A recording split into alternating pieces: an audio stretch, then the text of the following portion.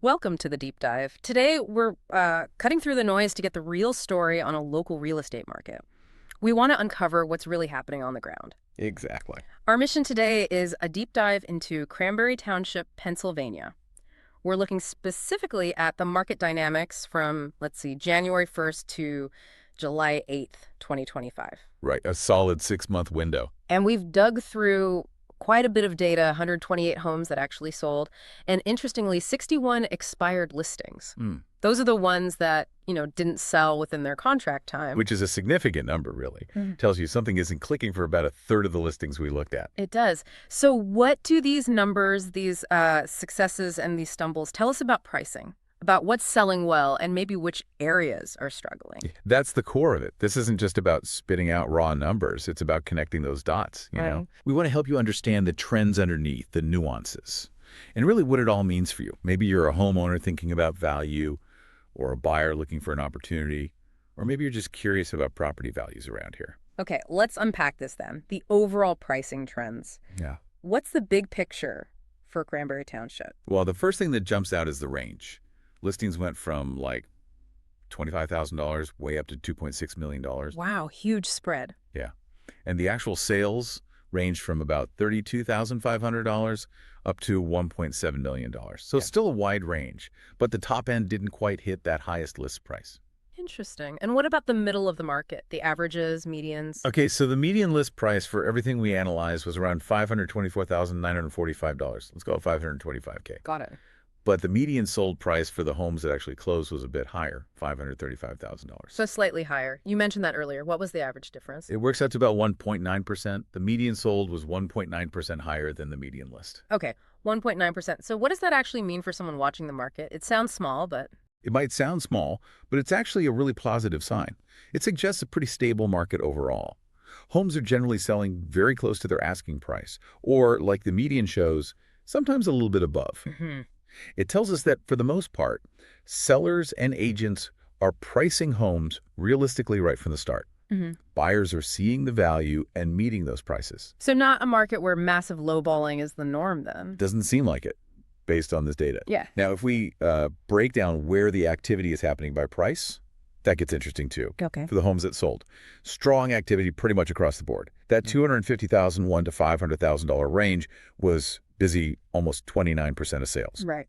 Then the next bracket up, $500,000 with $750,000. That was also very active, about 27% of sales. So the middle market's strong. Very strong. And surprisingly, the luxury segment, over $1 million, also saw significant action. Almost 20% of sold homes were in that category. Wow, okay. But now compare that to the homes that expired. This is key. Let's hear it. A huge chunk, over 42% of the expired listings were in that $500,001 to $750,000 range. Oh, interesting. So active sales, but also lots of failures in that same range. Exactly. And the luxury segment, over $1 million, also saw a fair share of expirations, nearly 20% of the expired pool. So what this tells us is, yes, overall stability, especially in that, say, sub-$500 K range.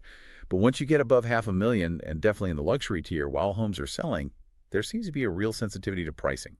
Overpricing seems to bite harder there. Okay, that makes sense. And that leads us right to this comparison. The 128 sold versus the 61 expired. This is where it gets really fascinating, I think. Yeah, the direct comparison is revealing. We looked at 189 listings total, right? 128 sold, 61 expired. Correct. Now, you mentioned the median list prices earlier. The homes that sold had a median list price around $560,000. $559,950K. Yeah, basically $560K. But the homes that expired had a lower median list price, around $490,000. $489,990, yes. Okay, that feels counterintuitive. Why would the homes that didn't sell have a lower median asking price? Shouldn't the cheaper homes sell easier? That's a really sharp observation, and it highlights the nuance. While the overall median for expireds is lower, it doesn't mean all cheaper homes failed. It's more about the proportion of expirations within specific higher price brackets. Ah, okay. So that concentration you mentioned earlier. Precisely. Look at the success rates by price. That $250,000, $500,000 range, super successful. 37 homes sold versus only 16 expiring. That's a great ratio, probably driven by affordability, right? Yeah, makes sense. First-time buyers, move-up buyers. Definitely. But then you hit that $750,000 bracket. Remember, 42.6% of all expired listings fell right in there. That screams pricing sensitivity, maybe consistent overpricing for what buyers perceive they're getting. Even though homes are selling there too. Right. It's just a tougher segment to get right on price. And the million-plus luxury market. Right. Again, active sales, but almost 20% of expirations happen there too. Pricing is critical at the top end. Can we see this playing out in specific neighborhoods? Does the data show hot spots and, well, cold spots? Absolutely. The neighborhood data adds another layer. For example, Mirage Drive, definitely a hot spot for luxury. We saw 3 sales between $1.2 and $1.7 million, and only 1 expiration in that specific cluster we looked at. Strong demand there. Okay. Settlers Village Circle, popular for those mid to high range family homes, $600K to $750 range. 3 sales, 1 expiration there. Pretty good. Highbridge Lane showed more mixed results, mostly new construction between, say, $490K and $900K. Yeah. 3 sold, but 2 expired. So even new builds aren't guaranteed success if the price isn't right. Right. And the areas with more struggles. Founder Street stands out. Lots of new construction again, mostly $490K to maybe $640K. Sure. But here, we saw 7 expired listings compared to only 3 sales. That's a high failure rate. Ouch. And Nina Way, similar story. New builds, $525K to $620K range. 3 expired, 0 sold in our time frame. Wow. Yeah. So understanding these specific neighborhood dynamics, it's crucial. It helps sellers price realistically based on hyperlocal trends, and it helps buyers see where there might be, potential wiggle room or value. That's incredibly useful insight. And it ties directly into this whole issue of overpricing. Yeah. It's not just the homes that expired, right? It's also the ones that did sell, but maybe took a big haircut from their initial list price. Exactly. We looked at that too. So what did we find? About 28 listings. That's almost 22% of the ones that sold. Right. About 1 in 5. They sold below their original list price by more than 5%. And the average reduction for those was pretty significant, almost 9%. 8.7%. Yeah. That's a decent chunk. We saw that example on Mirage Drive, listed $1.45 million, sold for $1.315 million. That's over 9% off. A clear case of initial overpricing needing correction.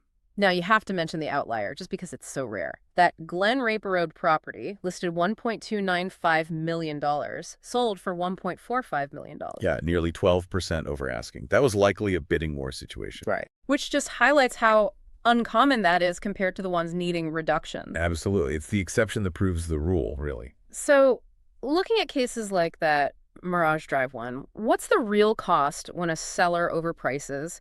Is it just the lower final number, or is there more to it? Does trying to test the market high just backfire here? It really seems to. The data suggests testing the market is generally a losing game in Cranberry right now. The costs go beyond just the final sale price. Like what? Well, first, you've got delayed sales. Overpriced homes just sit longer. Think about that Highbridge Lane property listed at $925K that expired.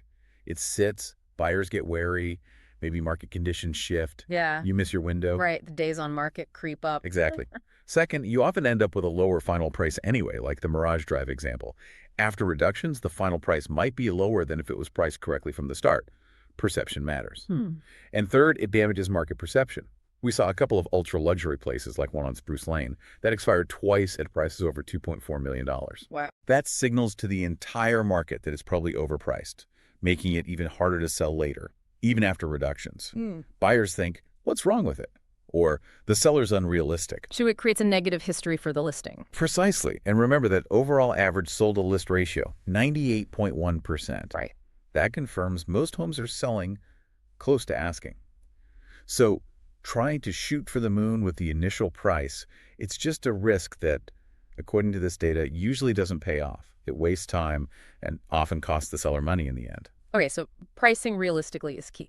Now let's flip it. We've talked about struggles. Let's focus on the sweet spots. Where are homes just flourishing in Cranberry Township? Yeah. What price ranges, neighborhoods, home types are really doing well? Yeah, let's talk success stories. The standout segment, no question, is that $250,001 to $500,000 range. Okay. We saw 37 sales there, almost 30% of the total sold versus only 16 expirations. That's a really healthy ratio. It's just strong demand. First-time buyers, people moving up but still needing affordability. This range hits the mark. And what are these homes typically like? Good question. Usually 3-4 bedrooms, 2-3 baths, often built between, say, 1990 and 2020.